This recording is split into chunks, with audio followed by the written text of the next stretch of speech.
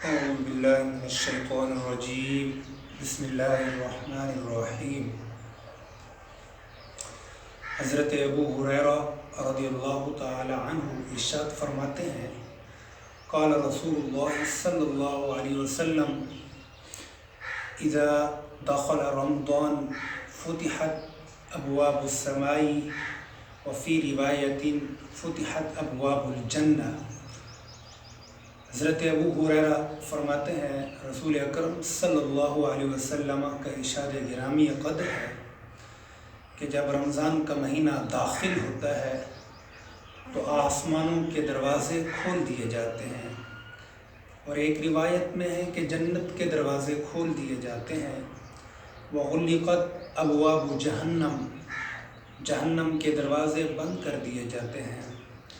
وسلسلت الشیاطین، اور شیطانوں کو جکڑ دیا جاتا ہے۔ وفی روایت فتحت ابواب الرحمہ، اور ایک روایت میں ہے کہ رحمت کے دروازے کھول دیے جاتے ہیں، متفق علیہ۔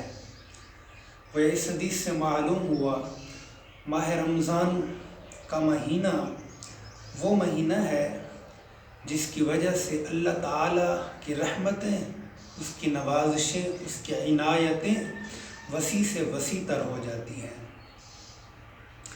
حضرت سہل بن سعد فرماتے ہیں، قال رسول اللہ صلی اللہ علیہ وسلم فی الجنت ثمانیۃ ابواب، فرمایا جنت کے 8 دروازے ہیں۔ منہا باب یسمى الریان، فرمایا ان میں سے ایک دروازہ وہ ہے جس کو ریان کہا جاتا ہے۔ لا يدخلہ الا الصائمون، اس ریان دروازے سے صرف روزے داروں کا ہی دخول ہوگا۔ گویا اللہ تبارک و تعالی نے ماہ رمضان کے قیام کرنے والوں کو، روزے داروں کو یہ اجر عطا فرماتا ہے کہ جنت میں ان کے لیے ایک دروازے کو مخصوص کر دیا گیا ہے کہ اس دروازے سے داخل ہی روزے دار ہوں گے۔ حضرت ابو ہریرہ فرماتے ہیں، من صام رمضان ایمانا و احتسابا، فرمایا جس نے ماہ رمضان کے روزے ایمان اور احتساب سے رکھے ہوں گے، یعنی رمضان کا قیام اس انداز سے کیا ہوگا کہ اس کے اندر ایمان، کلمہ توحید، کلمہ ایمان جاگزیں ہو، اور ایمان کی مقصدیت کو، ایمان کی اسپرٹ کو وہ اپنے اندر محسوس کر رہا ہو، اور وہ احتساباً، اور وہ اپنا احتساب بھی کر رہا ہو کہ میں اپنے شب و روز کس طرح گزار رہا ہوں، میرے یہاں زندگی میں آنے کا مقصد کیا ہے، میں کس مقصد کے لیے آیا ہوں، کیا رب کو راضی کرنے کے لیے آیا ہوں، رب کے اس نظام کو سمجھنے کے لیے آیا ہوں، رب کے اس کائنات کو سمجھنے کے لیے آیا ہوں، کائنات میں بکھری ہوئی اس کی ان گنت قدرتیں، اس کی نعمتیں، ان کو میں کس انداز سے دیکھ رہا ہوں۔ یہ محض میری زندگی حیوانی سطح کی زندگی ہے جس میں کوئی مقصد پیش نظر نہیں ہے، بلکہ حیوانیت کی سطح پر زندگی گزار رہا ہوں، اپنے شب و روز بسر کر رہا ہوں، نہیں، بلکہ مومن کو احتساب کے ساتھ اپنے شب و روز گزارنے چاہیے۔ ہر لمحہ دیکھ کر، ہر سیکنڈ، ہر ساعت اسے یہ احساس ہونا چاہیے کہ میں بندہ مومن ہوں، میرا کوئی لمحہ، کوئی وقت رائے گا نہ جائے۔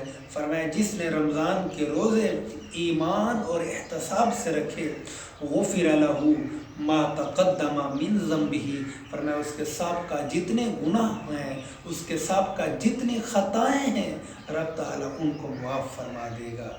فرمایا ومن قام رمضان ایمانا و احتسابا، ایک تو ہے رمضان کے روزوں کو ایمان اور احتساب کے ساتھ رکھنا، دوسرا ہے رمضان کا قیام، رات کے وقت تراویح میں کھڑا ہو جانا، اللہ کے حضور آ جانا، اللہ کی بارگاہ میں کھڑا ہو جانا، اور قیام اور احتساب سے کھڑا ہونا، قیام ایمان اور احتساب سے قیام کرنا، تو یہ بھی اس کی وجہ سے بھی غفر لہ ما تقدم من ذنبہ۔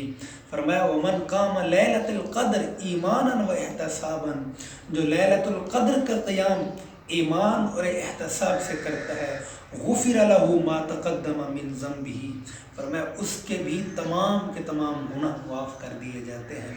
یہ ماہ رمضان کی فضیلت ہے، برکت ہے، رحمت ہے۔ اللہ تعالیٰ کی اس مہینے میں خاص عنایتیں ہوتی ہیں۔ کیوں کہ بندہ مومن اللہ کی رضا کے لیے سب کچھ۔ اگلی حدیث سماعت فرمائیے، حضرت ابو ہریرہ سے ہی مروی ہے، آپ فرماتے ہیں رسول اکرم صلی اللہ علیہ وسلم نے فرمایا کہ اللہ تبارک و تعالیٰ ابن آدم کے ہر عمل کو، ہر نیک عمل کو 10 سے لے کر 700 گنا تک اللہ تبارک و تعالیٰ اس میں اضافہ کرتا ہے۔ اس کو عمل ابن آدم ایک کرتا ہے مگر اس کا بدلہ اس کو 700 تک کا فراہم ہوتا ہے۔ فرمایا مگر روزے کے بارے میں اللہ تبارک و تعالیٰ کا ارشاد گرامی ہے فَإِنَّهُ لِي وَأَنَا أَجْزِي بِهِ، کہ روزہ میرے لیے ہے، میری ذات کے لیے میرا بندہ روزہ رکھتا ہے، میری رضا کے لیے، میری خوشنودی کے لیے، وَأَنَا أَجْزِي بِهِ، تو اس کی جزا بھی میں ہوں۔ یعنی یہ نہیں، یہ اللہ کی کائنات ہے، اللہ کی نعمتیں ہیں۔ ایک تو یہ ہے، یہ اللہ تبارک و تعالیٰ کسی بندہ کو دے دے تو یہ بھی بڑی نوازش ہے اس کی، لیکن وہ فرما رہے ہیں میں خود ہوں، میں اس کائنات جیسی اور کئی کائناتیں بنا سکتا ہوں، اس جہان جیسی اور کئی جہان بنا سکتا ہوں، جنت جیسی کئی اور جنتیں بنا سکتا ہوں، تو میں خود اس کی جزا ہوں۔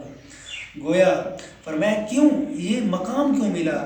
فرمایا یدع شہوتہ وطعامہ من اجلی، فرمایا میرا بندہ میری وجہ سے اپنی خواہشات سے باز رہتا ہے، میری وجہ سے کھانا مطلوب چیز سامنے رکھی ہوتی ہے مگر اس کے قریب نہیں جاتا، پینے کے مشروبات سامنے ہوتے ہیں مگر ان کو منہ تک نہیں لگاتا، دیکھیں تمام مطلوب چیزیں، اسے بھوک ہوتی ہے، پیاس ہوتی ہے، تمام کچھ موجود ہوتا ہے مگر اس کے قریب نہیں جاتا، صرف اس لیے من اجلی، فرمایا میری وجہ سے۔ تو فرمایا للصائمی فرحتان، فرمایا صائم کے لیے 2 خوشیاں ہیں، اے فرحت عند فطرہ و فرحت عند لقاء ربی، ایک خوشی تو اس وقت ہوتی ہے جب وہ روزہ افطار کرتا ہے، اس کی خوشی کی انتہا نہیں ہوتی، وہ بھوک وہ پیاس جو اسے شدت سے لگ رہی ہوتی ہے، جب وہ روزہ افطار کرتا ہے تو اسے خوشی محسوس ہوتی ہے۔ فرمایا دوسری خوشی اس وقت محسوس ہوگی جب وہ اپنے رب سے ملاقات کرے گا، اپنے رب کا دیدار کرے گا، اپنے رب سے ملاقات ہوگی اس کی، تو اس کو فرمایا اس وقت دوسری خوشی ہوگی۔ اللہ اکبر۔ فرمایا اللہ تبارک و تعالیٰ کو صائم کے منہ سے آنے والی جو خوشبو ہے وہ بھی اللہ کو سب سے زیادہ عزیز ہے، وہ اللہ کو تمام مشک عنبر، فرمایا اس کی خوشبو سے بھی، کستوری کی خوشبو سے بھی زیادہ مہک وہ جو روزے دار کے منہ سے آ رہی ہوتی ہے، اللہ تعالیٰ کو وہ زیادہ عزیز ہے۔ فرمایا وَالصِّيَامُ جُنَّةٌ، فرمایا روزہ ڈھال ہے۔ روزہ کیا ہے؟ ڈھال ہے۔ تو فرمایا جب بندہ مومن روزے میں ہو تو نہ وہ لہو و لعب کے کام کرے، نہ وہ رفث کرے، نہ وہ اللہ کو ناراض کرنے والے کام کرے، نہ وہ محرمات کے قریب جائے۔ گویا روزے کی بہت اہم فضیلت ہے، بہت برکتیں ہیں۔ اللہ تبارک و تعالیٰ سے دعا ہے ہمیں آنے والے ماہ رمضان کو صحیح انداز میں قرآن و سنت کے مطابق، رسالت مآب صلی اللہ علیہ وسلم کی سیرت کے مطابق گزارنے کی توفیق عطا فرمائے۔ ما علیہ الا البلاغ المبین۔